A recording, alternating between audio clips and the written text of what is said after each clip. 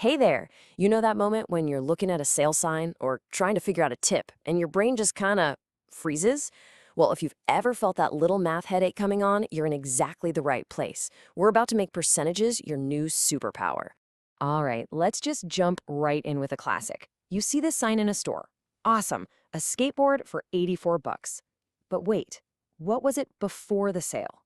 It's one of those things that seem simple, but then you're like, how I work that backwards.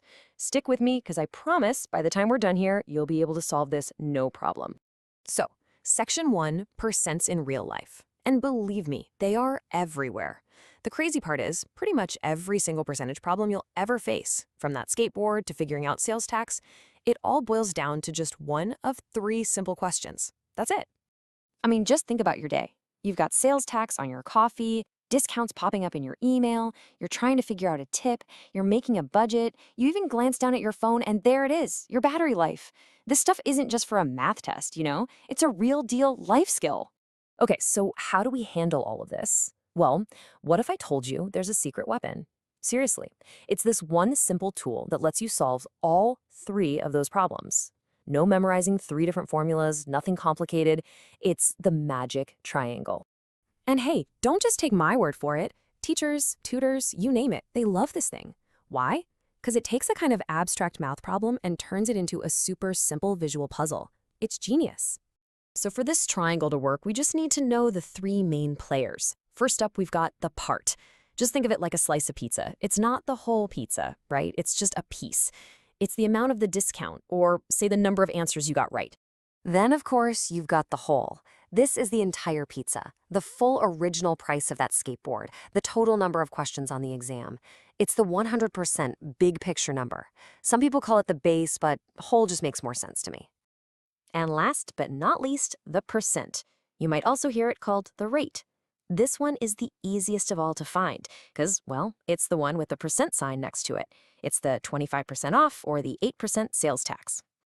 Okay, so here's how you put it all together. It's so cool. The part always goes on top. The whole and the percent hang out at the bottom. And now, here's the magic trick. Whatever piece of the puzzle you're missing, you just cover it up with your thumb. The triangle then literally tells you what to do. Are the other two numbers side by side? You multiply. Is one on top of the other? You divide. How easy is that? All right, Section 3, finding the part. Let's put this triangle to work, starting with the one you'll probably see the most. Okay, check out this problem. A pie shop makes 500 pies. 40% of them are apple. So how many actual apple pies is that? Let's break it down. The 500 pies, that's our whole. The 40%, obviously that's our percent. So we're looking for the part. So we grab our magic triangle. We need to find the part, right? So we cover up the P at the top, and what does that leave us with? The whole and the percent, sitting side by side at the bottom. And side by side means we multiply. So we just take the whole, that's 500, and multiply it by the percent. Now, quick reminder, you always want to turn the percent into a decimal first, so 40% becomes 0.40. And 500 times 0.40 is 200. Just like that.